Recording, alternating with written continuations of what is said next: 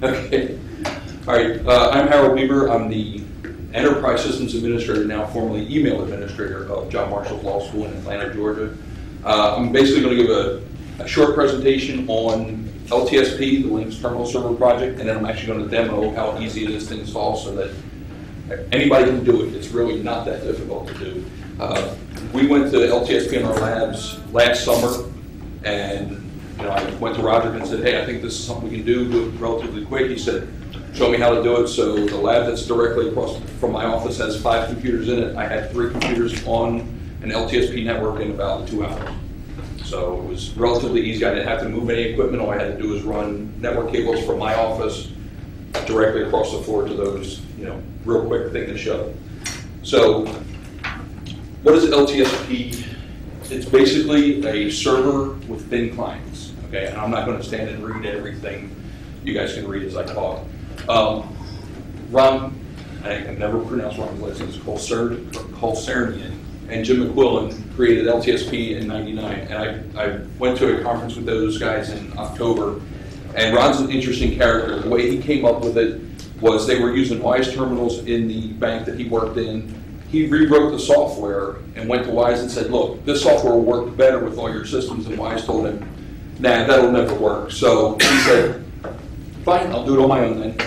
And he went and Jim McQuillan and him went together and finally got everything working just the way they needed to. And it's open source, so everybody can do whatever you want with it. And I'm going to show you the Ubuntu version of it because, like I said, it's a really quick, easy install.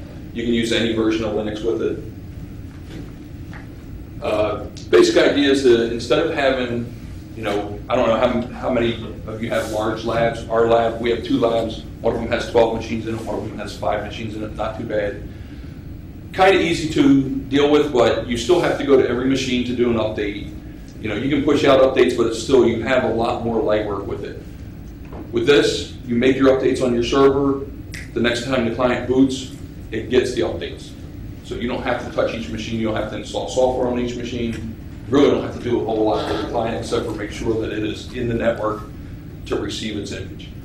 Clients on his operating system. Yeah, and basically, because the users are really logging into to the server, the LTSP server, their home directories live there, not on the client. So it doesn't matter what client they go to, they're getting the same desktop and all their information. And Roger can tell you, we have one student who, I don't know how she manages her desktop, because when you look at her client desktop, there are documents and stuff all over the desktop. It looks like somebody just, splattered everything on the desktop. And then she says, I can't find this one PowerPoint that I just downloaded. Yeah, because you kind of can't see anything on your desktop. But it's the same desktop wherever they go, wherever they log in. You can't really see the Pixie boot image, but if you look at the network boot of any of your standard machines, you probably have Pixie turned on. It bypasses it to go to your regular OS, but it just goes out. The BIOS tells it to run the Pixie boot. It goes to the network. It gets an IP. Usually the MAC address is tied to your server IPs. So the server says, okay, this machine belongs to my LTSP clients. I'm going to give it an image in the next step. The bootloader loads the Linux kernel. It gets its image from the server. When they usually get a login prompt, and I'll show you the graphical login. They log in there, they get authenticated, they get the graphical desktop. It's really pretty simple. Okay, local apps.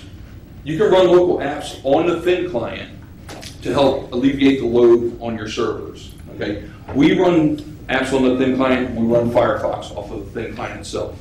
The reason for that is you use the memory that the thin client has to be able to pull down YouTube videos or anything like that. So when you have a lab, let's say you have a 30-person lab or 30-machine lab, you don't want 30 students trying to watch the same YouTube videos. You'll kill the network with it. So we push that as a local app. Relatively easy to do. You go into, I don't know if it's on this machine, on this or not. You go to your config, you tell them I'm going to run local apps, you tell them what local apps you're going to run, you install those apps into the chroot environment, and the next time the client logs in, it pushes that chroot to them. That app runs local. Everything else is still pulled from the server. Question? Okay. The other thing that's added now is local dev. Previously, you couldn't run a local device on your client, on your thin client. With local dev, you can actually attach a scanner, webcam, any of that stuff directly to the thin client itself. Where it really helps with students is they all still carry thumb drives with them. Now, every student can see everybody else's device, it's just the way the desktop works, but they can't access it. You have rights to your own devices.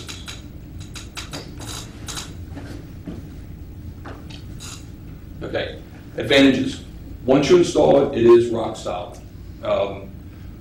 John, I know you missed it. When was the Washington CALI conference?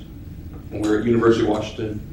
That was when you had your server crash. 5 years ago, 6 years ago? I tried to block that out of my memory. Yeah. Well, the reason I bring that up is at that conference we had, a small Linux meeting, and we were talking about different projects that we were doing. And at that point, I was with Emory University School of Law in Atlanta, and we had done our email kiosks. I think we did 6 kiosks, all LTSP, and somebody said, "Hey, show us how they work." Well, Ben and I hadn't touched them since we installed them. We couldn't remember the IP address of our server. It just works. I mean, Roger can tell you, I don't go visit my LTSP server except for on a rare occasion. I go in there on occasion. I might make sure that the print queue isn't full of print jobs that students didn't actually print. It's the only thing I do to it. I really don't touch it.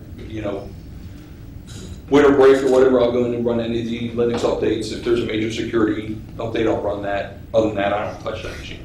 It just sits there. But you got it on there. What's that? What kind of blocks you have it on? I built my own server.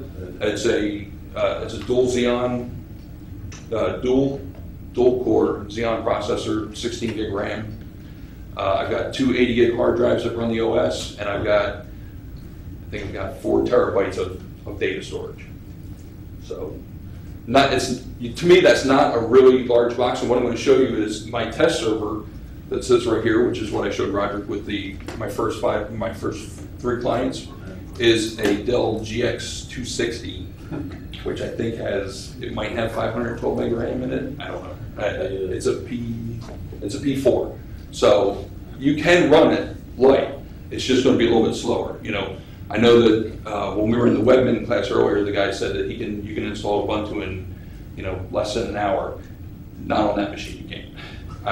If I get 2 hours on that machine, I'd be lucky. But other than that, like I said, that thing runs like a champ. I keep it around just for these purposes. Again, applications. Any application you want to install, you dump it on the server. It shows up in the menu for all your clients. Well, basically, we don't have to worry about malware either because it's Linux. There's still not much malware written for Linux at all. So, you can use it for multiple languages. There's a group in Atlanta that goes out to the local schools, and this is what they try and get them on. Put them on an LTSP system, all donated hardware, so you can do it with all of your language classes. My son's high school, Spanish, German, French, forget what other 3 or 4 languages, but they could seriously have one lab for all their languages. Just depends on how you log in on which language you get. So you can actually set your clients to get a different language. Okay, so we'll talk about tree huggers. Okay, LTSP advantages. You can use old hardware, but what you're going to see is your energy savings. Your thin clients consume about 10 to 15 watts a piece. Your PC is about 300 watts. Now, you can use a PC as your thin client. And the only thing I did with ours in the lab is I logged into the BIOS, I turned the hard drive off, I turned the network boot on, and that was it. Okay, but the thin client, obviously you're going to save more energy. Anybody can replace a thin client because it's really the keyboard, mouse, network cable, and power cable. That's it, and the monitor to it. So I can tell you that where my spares are, you can walk in, you can replace it, power it on. It's a new client if one of them dies.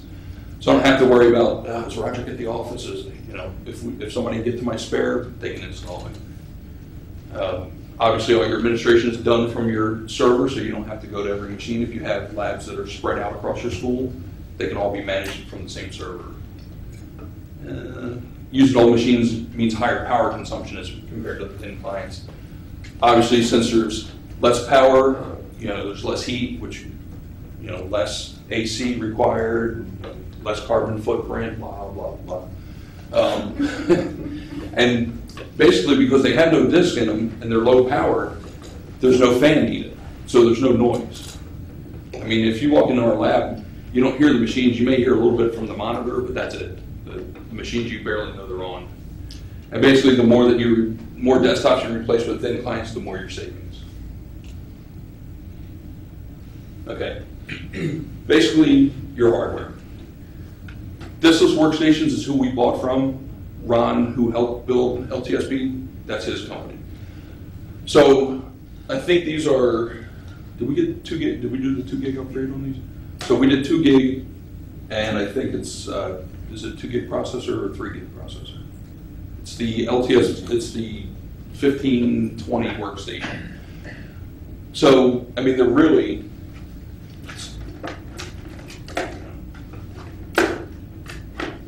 that's it. There's really little weight to it. You do have 6 USB ports.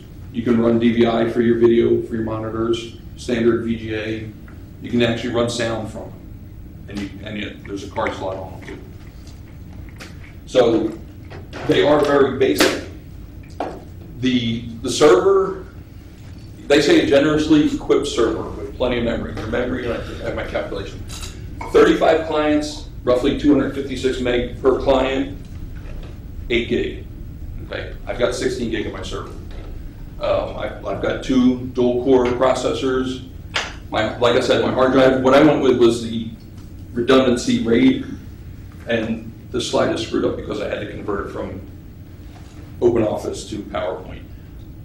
But I RAID my OS drive, okay, because my OS is the primary. If one of those drives goes bad, I can unplug it, the other drive will kick in, and the OS keeps running. Data, we have it all backed up, so I'm not worried about that as much. And hard drives are cheap. You can buy almost, I think last thing I saw from Newegg was like $60 for a terabyte drive. Come on. I've got like 9 terabytes of data in my house now, just because they're cheap.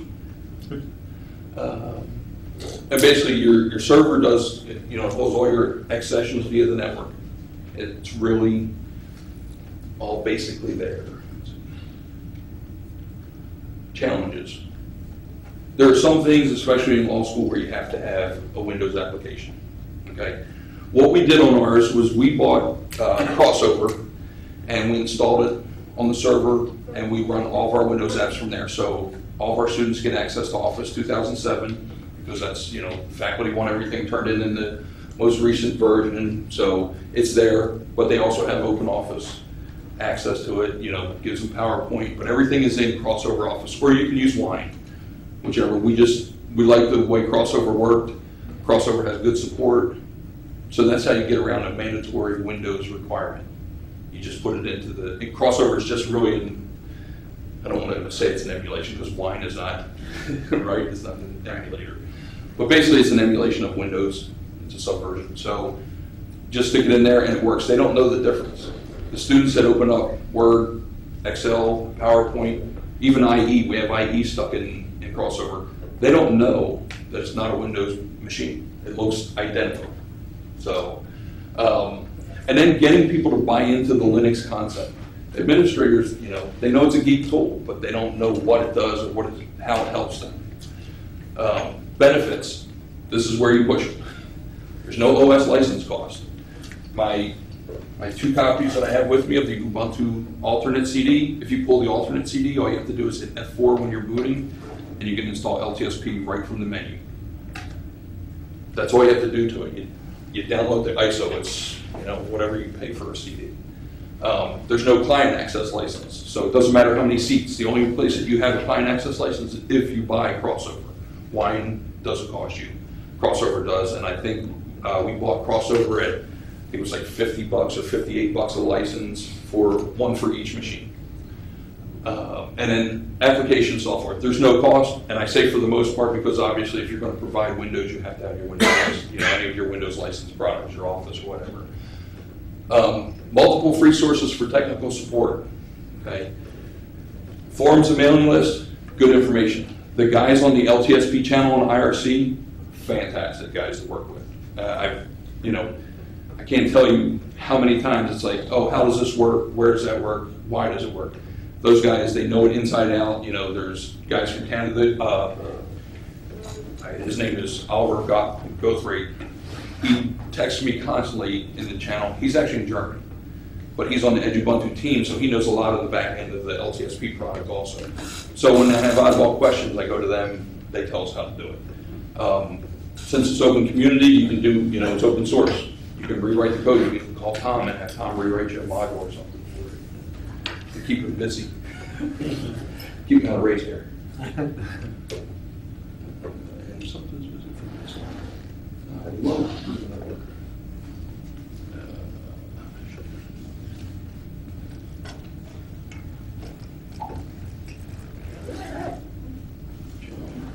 Yeah, there's a slide missing here. Basically, I'm going to just show you how quick and easy you can do an install. We've got quite a bit of time, so questions will be welcome. And just go ahead and get this.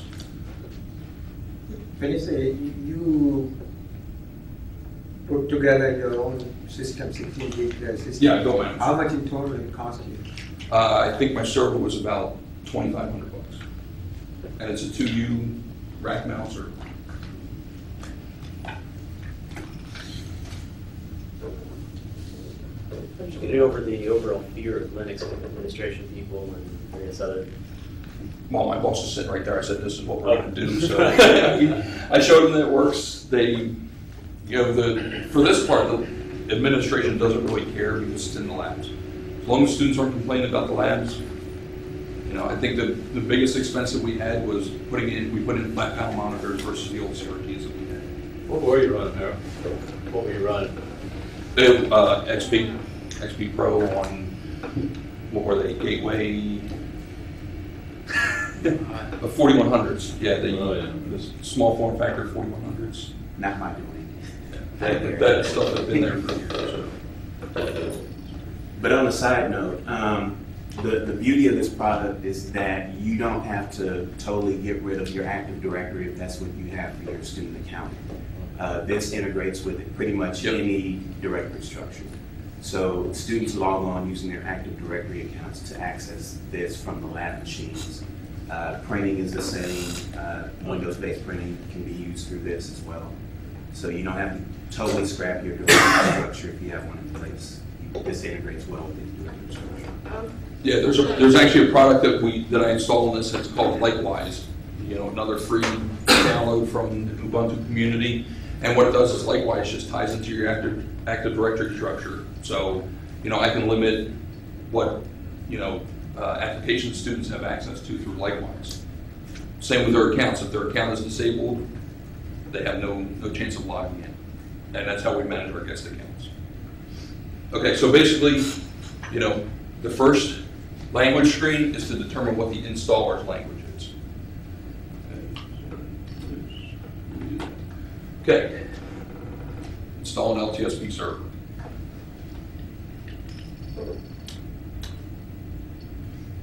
We're going to do this like it's a cooking show. In a couple seconds, I'm just going to pull the disk out and you'll see that it's already. Is this the server edition or the regular edition? It's the regular. It's actually just the alternate CD. All you have to do is pull the alternate CD. So it's the 10 or 10. No, actually, I'm doing it on 910 because that's what I did on my.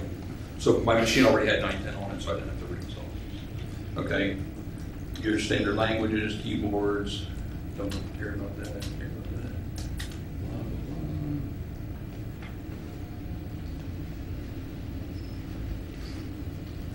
And like I said, because this machine is, relatively old, it's never fast on the install.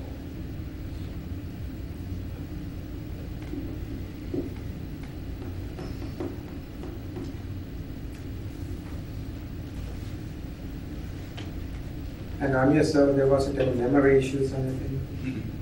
Like I said, I run 16 gig, and we don't. The only thing that we had slowness with was, I'm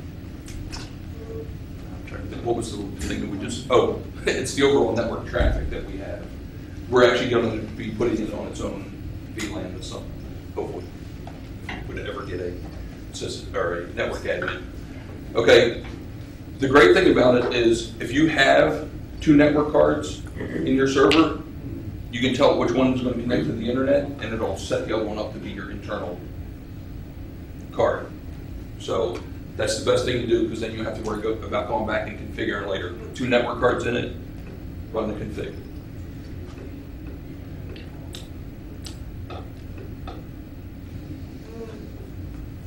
It should fail because it doesn't have these.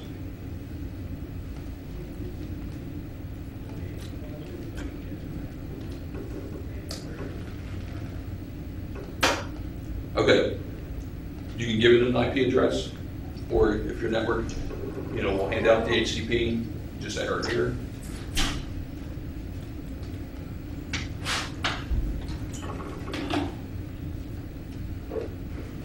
So if it is DHCP, just say continue. Well, it should put it in there.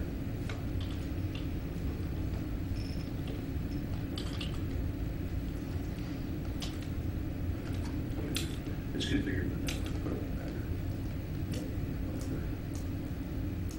Okay, it won't allow me to continue without my network. But basically, the only other thing you're going to do is you're going to give it a host name.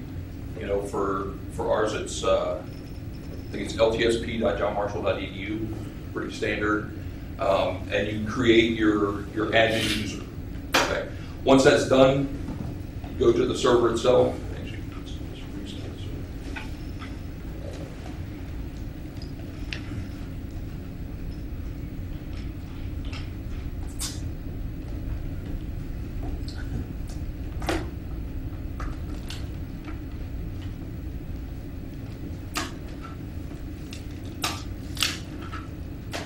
I'll let it boot, and then I'll connect the client to it after it's done.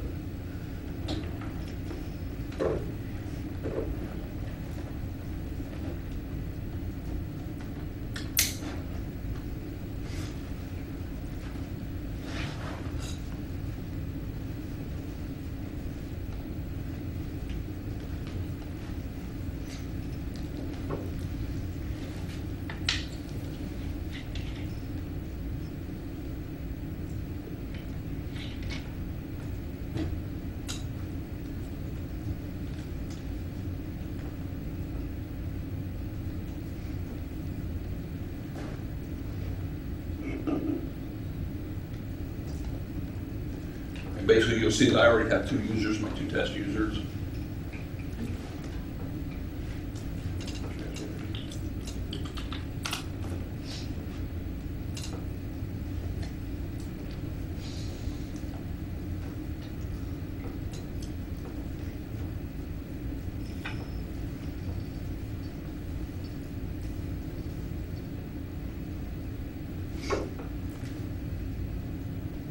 Okay, that's the standard desktop that you get from Ubuntu.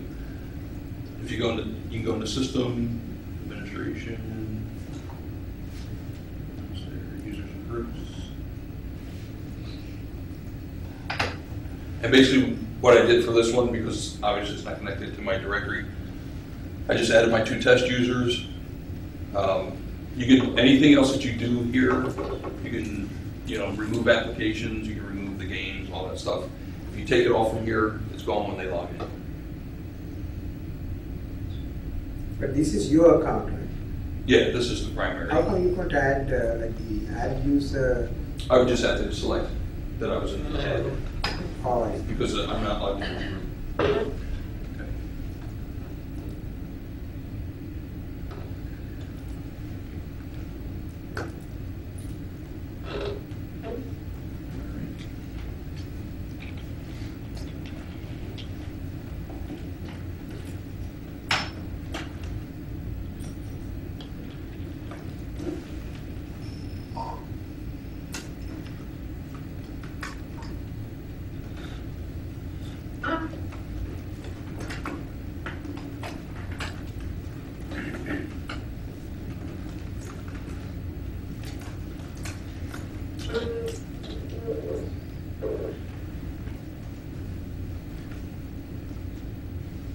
And it should be.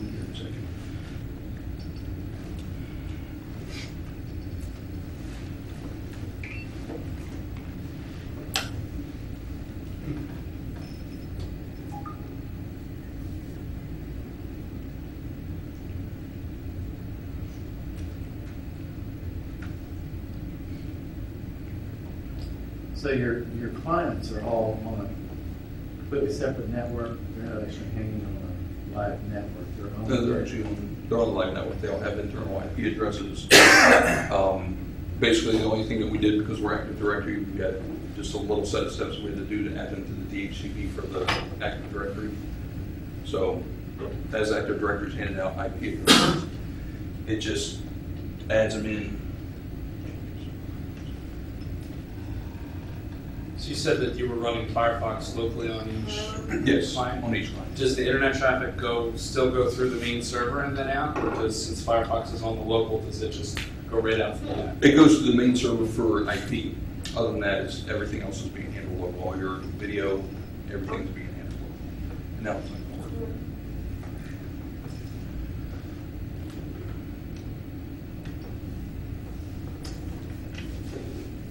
more. And of course, it won't work because failure of bringing your lab with you.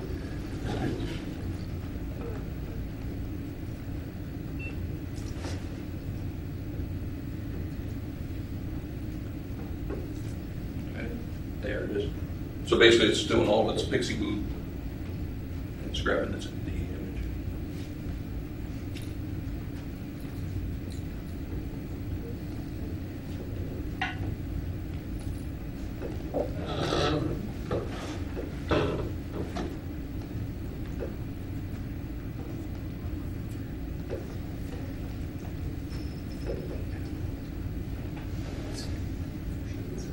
So how many machines you had on the lab server? On the lab server, we have 13 machines. So they were grabbing the IPs from your billing subnet? Yeah, we don't have university overhead. That's the other advantage. Being a very small law school, we handle our own DHCP and everything, so we do everything internal. So it's how full- does your, like a thin client, how do you assign the IP to the DHCP? on the server, we tell it that Oh, this on the MAC server, address, or you give a range? right, this MAC address is, 192.168.1.1, Oh. 2, 3, 4, however we number them. So as they log in, you'll pick up one of the IPs? Correct. Yep. Okay, so that's the base login.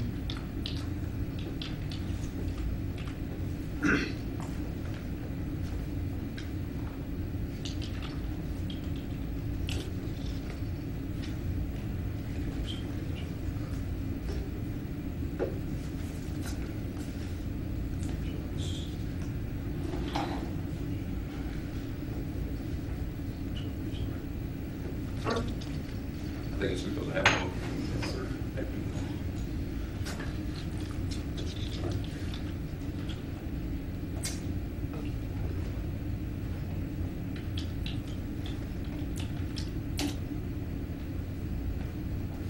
Forgot the password. Okay, I forgot my passwords for my test user. Can you log into Thin Client as the admin? Yeah, I should be able to. And would that show you?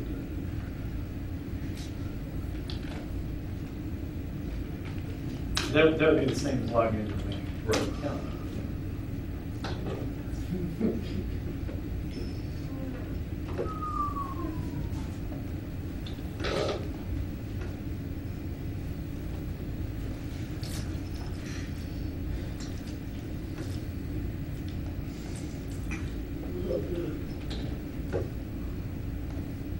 Has anybody looked at using thin clients in their lab? No. Nobody? I've suggested it. Just a suggestion. They kind of were like, what? That was about it. I told them they'd probably save around $40,000 a year. Well, I know that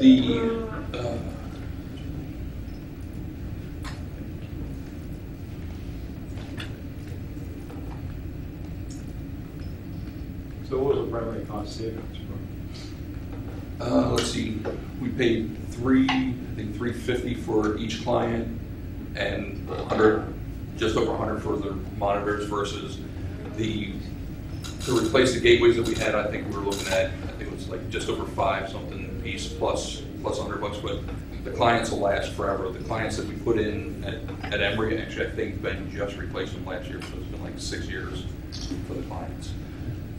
With the 2 gig, it should last for us. And the software licensing for the individual workstation? For whatever we pay for Office. I don't even know what we pay for Office. I don't either. None of us ever know, we just know that we pay. So all the IT resources are from the faculty, not, or the law school, not from the central IT? We don't have central IT. Oh. We're standalone law school. So we don't have university to. You say you don't have to deal with the DHCP with the central IT group. Is the client getting all that from the Ubuntu server, or is it getting it from different? Is there... How's it set up with the DHCP? LTSP has a set of documentation on how to integrate it with Windows DHCP server. So essentially add some configuration files or configuration lines to your DHCP, your Windows DHCP server. The client boots, it hits the DHCP server, the DHCP server forwards it to the LTSP server, and then it pulls the image down. So the DHCP isn't actually running on the LTSP? It can. If you have a Linux-based DHCP solution, it can. But it's since also... Windows and Linux aren't, friends, they wrote a few, exceptions for it. But obviously, the reason for us doing this is, of course, cost. When things get cut, IT is the first to get cut. So we couldn't replace our lab with individual machines. So we were forced to get an additional option other than, I know they've done a presentation on, what was the other thing? Oh, the Windows terminal server. Yeah, the VMware or the Windows terminal server, the cost was too high for us, so we had to find another option, and this was the best option for us.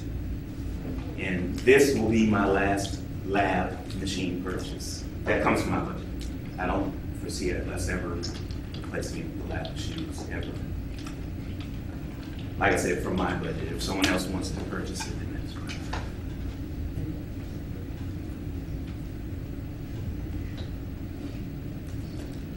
When you say ever you won't be purchasing, what happens if these thin clients die? You have to replace it. And the trend that we've been noticing by coming through CALI conferences is that the labs are a dying breed. Not that many people have labs anymore. Some schools have laptop requirements or things of that nature. So, the lab gets used if a student's laptop dies, and that's only the case that we see it, and occasionally for library patrons because our labs are in the library.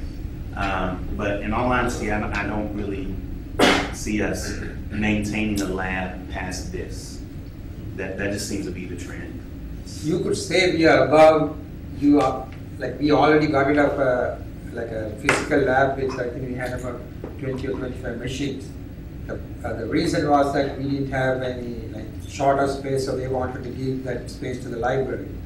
But the only thing I'm missing now is earlier, if you want to give a short training on any computer-related stuff to the staff, you take them, they don't have to bring anything, give a user ID, everything is set. Right. But now we don't have that. In a way, we had to roll out a mobile laptop part, so it takes time. So.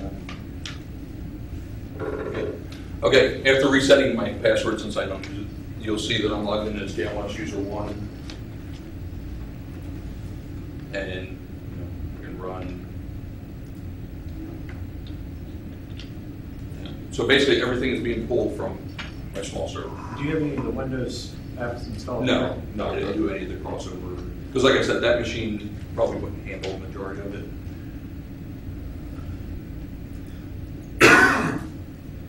Did you modify your desktop to make it look more like Windows? No. My desktop actually, I think I have the dark brown background, that's it. Just put the icons on the desktop, the shortcuts for Word, all that stuff. That's it. Students don't have a problem with that. Yeah, the students actually adapted to it really easily. They didn't, I actually had one student come up and ask me, is this Linux? And I said, yeah, we're running, LTSP. Like, oh, that's cool. So you said if you wanted to recycle an old machine, you just basically do network boot. Yeah, all I did Pull up was, hard drive. yeah, you can pull out the hard drive. I just went into mine for the test, and I turned the hard drive off, turned on network boot, and rebooted the machine, and kicked right into the server. And when you boot, is the config file that the client is pulling from, is that the the one from Etsy, or is it actually creating a custom one for a user? I actually forget where the primary config file is, but it's the same config file. In that config file, there's an LDM section of it, so you can tell that if a particular user gets in, they can have a different desktop. You can set all that stuff, but for the students, it's all the same. But we looked at doing it for our journal. The journal issue that we have is the one macro won't run unless you have full Acrobat, and then there's a native. It has to have native Windows. We talked to them about doing it on the terminal server. They're like, it just won't work. So now we have 2 spares to cover our labs. I was thinking there's always that option where you can just make it look like Windows XP, and then people You could. really. When we did them at Emory, the first time I did it, we used the actual K-12 LTSP version, and I think it was XFCE. It looked identical to XP. All the buttons were the same size, same coloring. It looked identical to XP. But we dropped it in the kiosk mode. It never rebooted. Because if somebody shut down the kiosk, it would actually just restart itself. And we just basically had. I think we ran Opera in kiosk mode, which the browser was always up. So they never saw the desktop anyhow. But any buttons that they could see looked just like XP buttons. But yeah, it's just. But like I said. Students now, they don't pay any attention to it. They just, okay, the lab, it's there, you put the little shortcuts on the desktop for Word, PowerPoint, Excel. I think I put shortcuts on there for Lexis and Westlaw. And we ran our print software is Print Limit Pro. We ran their little client, which pops up, when they log in.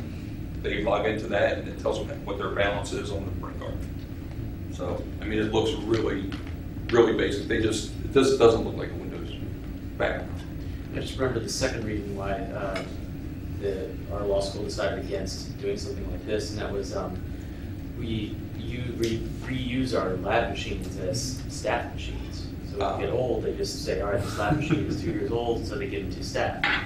What do you guys do for that? Do you just keep your staff machines for 4 or 5 years and then recycle them that way, or?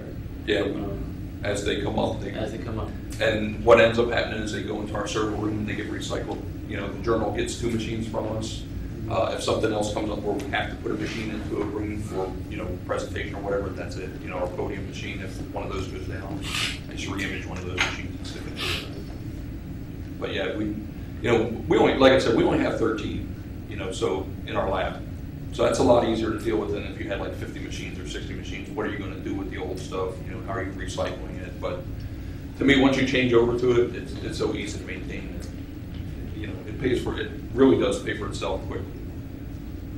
Because we're not looking at no memory upgrades to it, no replacing PCs. If that thing goes, we have 2 spares. And since there's, it doesn't have hard drive, so that's not going to go bad on it. There's really not a lot in the machine for it to go bad. And I think we did 19-inch flat panels for the lab because it was like, okay, we won't have to replace this stuff for a while. All the old students were like, woo, there's new stuff in the lab, all right, you guys spent a fortune. We're like, sure we did. What if you say so? As far as printing goes, are you using P counter by chance? No, we're using Print Limit Pro. Okay. We're going to start using P counter, and by the way, I'm web. I don't really do IT, but we're going to use P counter, but be pretty wireless. And I see that as one of the reasons why we might downsize the lab and completely get rid of it altogether. You could do that, yeah, if you say if the labs go away, like a lot of people talk about, you just set up wireless printer they can print any of wireless. Yeah, if they have wireless printing, and then even if they said they still want to keep some sort of a lab available for, guests or various other reasons, or if we don't have enough, loaner laptops or something, if they have a small lab running something like this with maybe 10 machines, could you see something like this working with the P counter system? Yeah, like I said, I don't know P counter system, but Right. We thought that Pro was going to be one of our obstacles, and we were actually able to use their Windows side because the print server lives on the Windows machine. It's been there ever since we installed it. So we were able to just connect to it and use it. What we found out in the research process is Printlimit Pro actually has a Linux version. So we could put it on the server, but then we have to change the way all the students have already set up their laptops. So we're like, we'll just leave it go for now. But it's there. So check with PCAL. They may have another option for it. It's really just the way that you're connected to it. Jim, you running PCAL? Yeah, we ran on Novell, and now we're running on our local domain. Is it run on it's on a Windows box in your Yeah. system? Yeah. So 2003. yeah, you should be able to connect to it with this. If you use that crossover, I guess it will work. It ties into your AD. Yeah. Well, actually, AD we tie into AD without crossover. Oh, okay. So Do you? yeah, yeah. The AD connection is actually before. It's a totally different layer from the crossover. We don't need crossover to do it. Okay. All we need is a likewise program. It's like I said, it's a small script that you run. You tell it where your Active Directory server is. You give it local admin. And what we did is we created an admin user named LTSP man or LTSP manager, and that's what authenticates for to get to the Active Directory. So it worked out really. I mean, we had it up and running in less than a day. We had our lab ready to go. It was just we had to shut down the lab because we do summer sessions also. So we had to boot people out for a day, get out, let us actually change out the hardware and clean up all the old cables and all that stuff. But probably a day and a half we were done. Do you have other computers set up for like clinical programs or other special needs where you'd be worried about like confidential information? We have just the journals. We have two Westlaw machines. That's it. We don't have any clinics yet. We're still new when it comes to all that kind of. We're the new ABA accreditation, so we'll be at that point soon, and that's something that Roger and I'll have to look at and figure out what's the best way to handle them. But again, you can isolate them to a particular server. I can run a virtual server on top, inside my regular server to give somebody else, an LTSP client. Anybody else? No more questions. You have 15 minutes. But You said the students that use these computers, they have their own profiles, so whatever files they save is on their profile. it's in their home directory. Okay, so we have students that have Dropbox accounts. So will they be able to install Dropbox on their profiles, and those things are saved on those individual profiles? Yeah, because it really treats it as an individual session for that user. So if you came to me and said, you were having an issue and with your profile, I can go and just remove you as a user, remove your home directory, and the next time you log in, it would recreate everything. So you would have to reinstall Dropbox or something like that, but I can whack your profile in no time. How big are the profiles now? Do you let them grow? Yeah, we've kind of let it go because we just, what we see for usage in our labs, again, 13 machines, we got 568 users or somewhere in that neighborhood. It's just maybe 20% of them use the labs. We see we see students drop in, check email, whatever, and then out. And most of them still do everything on their thumb drive. None of them, some of them don't save anything to their profile at all. So we haven't really kept much track. But like I said, I think I've got 2 or 3 terabytes of data space. So I'll worry about it later. The only thing that we'll do is, all my students that just graduated, we'll go through and remove all their accounts and profiles and whatever data files they had out there be gone. So when you said the files could be saved under their profile, so that box is very critical. Like if it crashes, then you lose their data too, right? Well, we back up their data there. We do just like you with your normal server. Oh, okay. Yeah, our data drive is backed up. Like I said, my OS drive is rated, so they're it's a duplicate of each other. So I can take one of them out, the other one will take over. So you don't, but you don't have an off-site backup? Yeah, we don't do all that. No, but it runs through our standard back, which is yet another Linux box. It's a gigantic Linux box. I think I've got 16 terabytes in that. Somewhere in the neighborhood. We got tired of backing up mail to tapes and all that. That box, that's another box that sits in the corner and just runs. But more questions? Anything you can look at? Questions? Anybody want to come and try it out? Let's see, is there a, let's see how you configure the LTSP. Is that like a configuration file, or is there like a GUI or something like that that's installed? Or how It's a straight configuration file, it's a text file. just a text file? Yeah. Is there any way we could take a look at that and see how that all? I'd have to track it down. Great. Because like I said, this machine doesn't do anything, it's just a test. So I don't have any other configurations. Oh, okay. I haven't made any changes. But we can look at that, and I don't have internet on it, so I can't research what it is. That's okay. But yeah, we can look at it. Does LTSP work on like RPM based Linux Yeah, distributions? every Linux distribution has, I think SUSE has a live LTSP system. You can drop in a CD and run it from that to do your testing. But like I said, since I had already built that machine, I didn't bother with the live version. Right. I thought about the live version seriously when I couldn't get it to install in less than 2 hours on that machine. Yes. Just piggybacking off the Dropbox question. Say a student is out there and wants to, I don't know, install some administrative software to do whatever they want to, whatever the students do on machines that aren't theirs.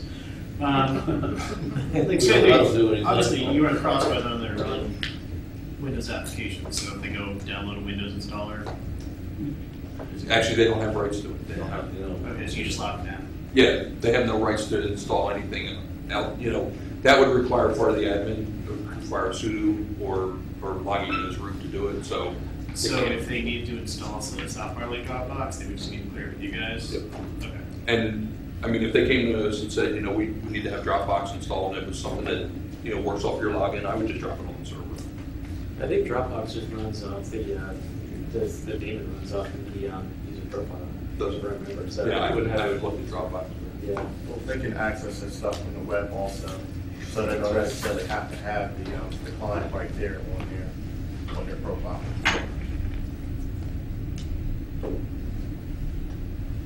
Like, I've never looked at Dropbox, but yeah, it should be a problem. But yeah, we would want them to come to us and let us know what they're trying to install. The one that we get all the time is the bar app, and we just avoid that thing like the plague. Just do it on your laptop. We'll figure out how to get it printed. Anything else? Anybody? Could you do this wirelessly? Say if someone had a laptop and popped it Yeah, up? actually, any places you can get IP address, you can help that out. You can actually, I forget where I read it recently, but you can actually do your phone. You can do an LTSP to a phone, to a device. Oh, nice. And the wireless, you can do it through a laptop or anything that you connect to the server. If it'll pixie movements and you have the MAC address, you can send it in. How big is that image? I don't even remember what my image size is, to be honest with you. I have to check and let you know. But it's not huge. But you saw how fast it is wired. So it's really not that big. Most of this, like I said, you're getting a base image. Everything that you're pulling is coming off the server. All the apps and everything off the server. So the image is actually real small and true. It might be 200 meg.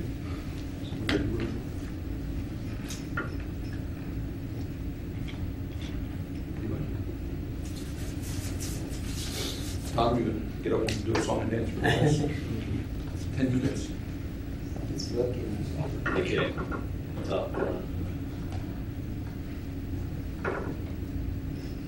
Are you working on any other Linux-based projects? Whatever Roger allows me to. I'm trying to think if I have anything. There's nothing huge. We're going to do some tweaks to this over the summer. Like I said, we're gonna look at putting it into its own VLAN, that way we can section off its traffic. Other than that, nothing major. But like I said, anything that pops up, hey, can we do Moodle, can we do Drupal? Yeah, sure we can. This is my test box for all that. I throw it into the server room. Yeah, here's the IP address, there's Drupal for you. It sits on that machine. So we've done that, and we haven't looked at Moodle yet. I've done Joomla on that. So yeah, I'll try just about anything. Anything they come up with a question on it, that's the first place I look.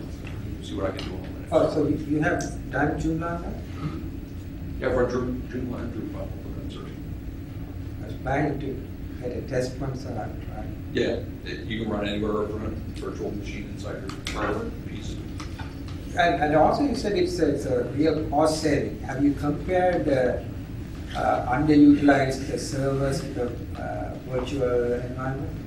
Well, what we've done is the server for this machine is actually a server that we purchased for Campus Anywhere, who does all of our. We were going to bring a server in-house for them, a database server. That changed their housing, everything, so there was a server sitting in my office. Okay, because we've talked about moving it to a virtual machine, but I had the server sitting there already, and I could just sit it to the side and do whatever I want with it. So that's why we use the existing server. But if it was available, you could have put it in. You could VMware. Yeah. You can run it out of VMware or virtual box on Linux machine. You can run multiple servers. Yeah.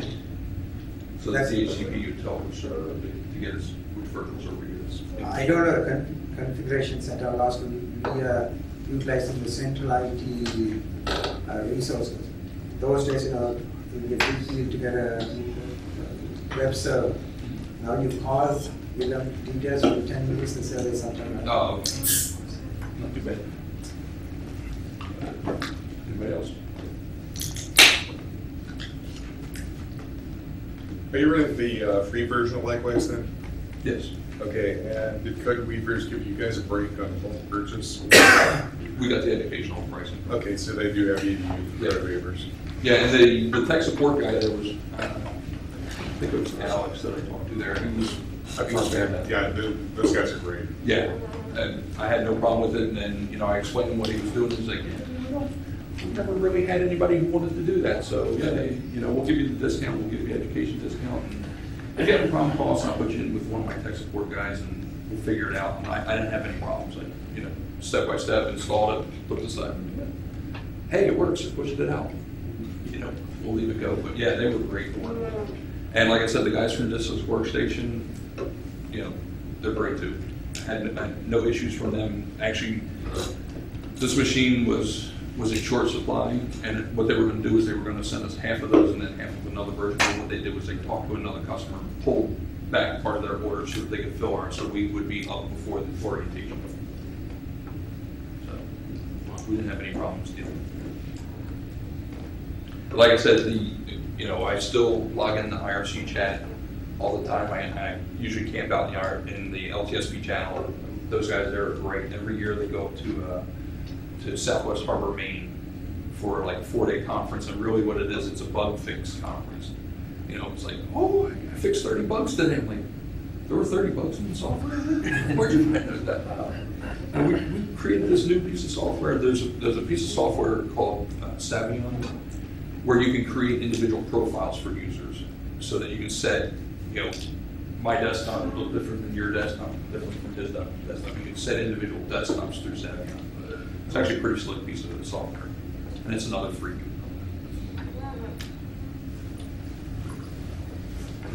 Anybody else? I guess you can leave her. Tom, you're going to play feet. John.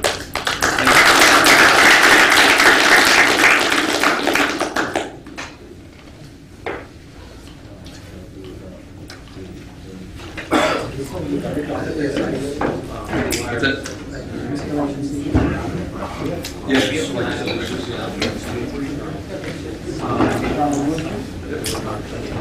Yeah, if you go out to the site, you just have to down to the Street.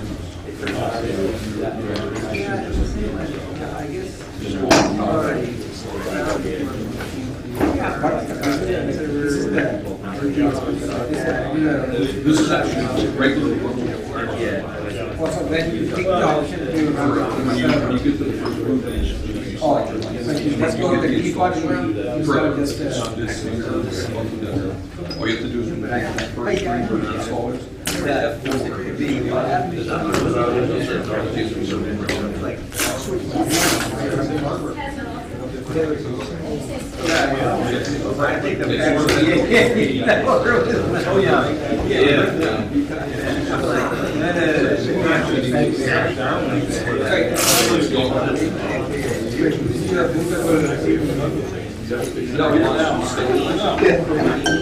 Like I said, Pretty much the same.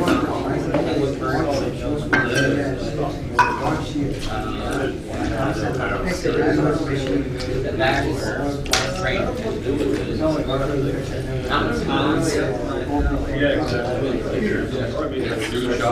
just browsing the web. I got 3D that's some of our seniors at the alley, but also I don't know. We kind of figure which means that our simply they should get minimum small labs. Usually for start spending Edit mobile, what we call mobile laptop, that is good. You can build your own house. It's not like you're then having and picking up the things. You have to take that. You add local names. Others might go where they're just trying to revise that. I think the most recent justification. That would be interesting, but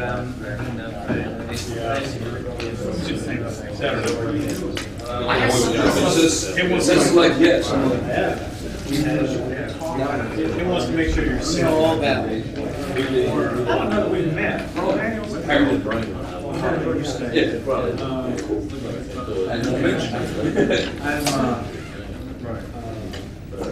Just moving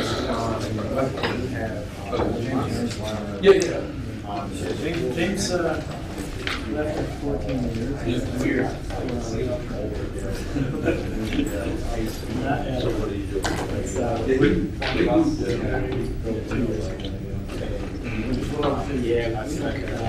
Our new web coordinator started. Oh. So I'm going to get started on some small projects. Yes, ma'am. We're running into The other one we have is a printing station. I've actually used is there three different servers? Sorry.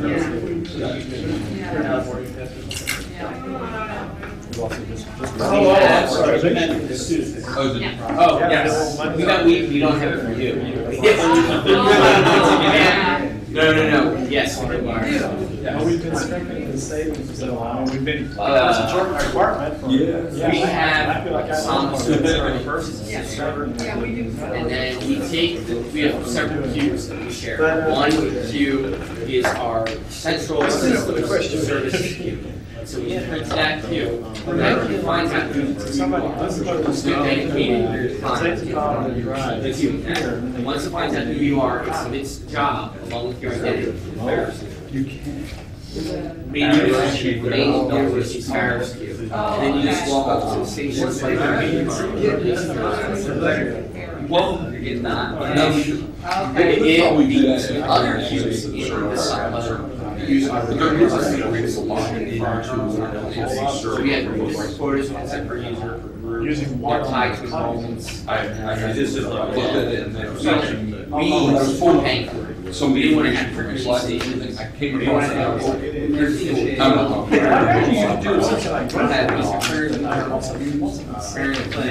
Yeah, actually, I think To that from it's more here's the simple than that, location because actually I wireless. believe that When you print wirelessly, you say, oh, your son's are are you in the journal, are you in the That's how many pages can you print? Right, you have left, send it So, and you So that can is log made. in. That server is on your desktop. We have the web pages. What happens is if you're on the journal machine, That would make sense. you pop up. You control that. Yeah, like I said, I looked at it, and I was like, Good job. I've never played with it, so I'm not even gonna bother to mention it. We're using I drive. No, we run. What they need. We take the pre-child, regardless of what system the pre-child for, It does have a web access. and then we send it to where it's. Yeah. And Yeah, you we have were- several queues that will go through. Right, we have one, Right.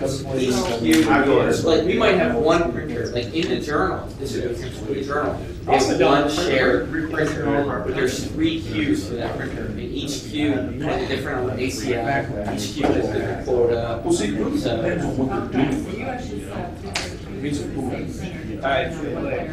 What's? Because, for instance, like, a student might be, like, we students might be in the journal And you can do all that. Right. and so, depending on how they set the print, like, Well, that's not. you can actually set- It's really good, this is wrong, but we have one shared. printer. Some of And Yeah. so, A smartphone usually kills you. our law journal, our You know, our law policy, they have a shared. Our law reviews, there's one printer for 3. So depending on the time of the year, they different queues to that. So they might, one journal might have 500 But yeah, pages, one might have 250 pages by law. And so we give. But yeah, that's, it could definitely be used as a podium, but like I said, without, I don't know that it goes with smart board and stuff. Well, no, the system is defined. We were also trying to use. Right now, anyone in this course can access Our university. and they're tied to, and then they have different periods. They're typed no matter what The university uses. Oh, really? The portions of their system. We don't. I'm not sure why or what. What the deal was on that. I was Automation, involved. it's, And Yeah. it's the way to go. I'll probably end up having to push the data out to a next number or something, but other than that, I'm going to be all. Yeah. it's- But I made so much noise about sadly, it's kind of interactive. Well, I mean, we have, not, Nobody when we can first started, there were cameras, there was the other. Yeah, you know, like I said, We had people that were and complaining like that, we had these, we had 6 of these. the light was distracting and on. I mean, I think it's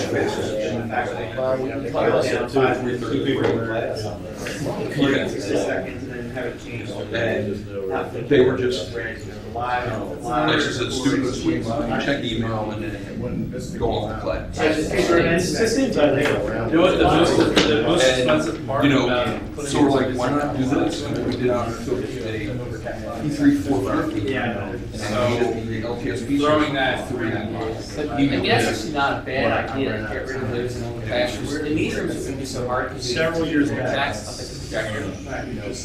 But, in the old classrooms, you have to pull data in your PowerPoint. You know, old classrooms, you have to pull, yeah, I think a lot of the old classrooms have The main thing was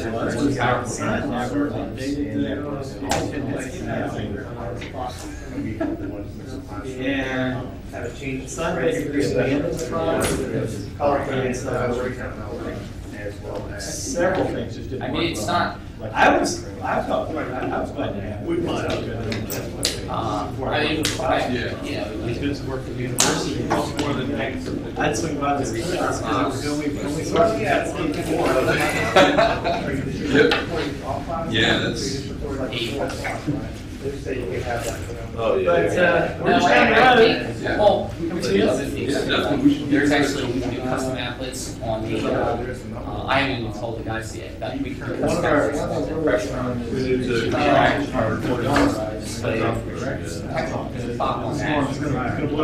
way, I haven't a big talked spot for years. right across. A lot of those guys. It should be known as much like we're They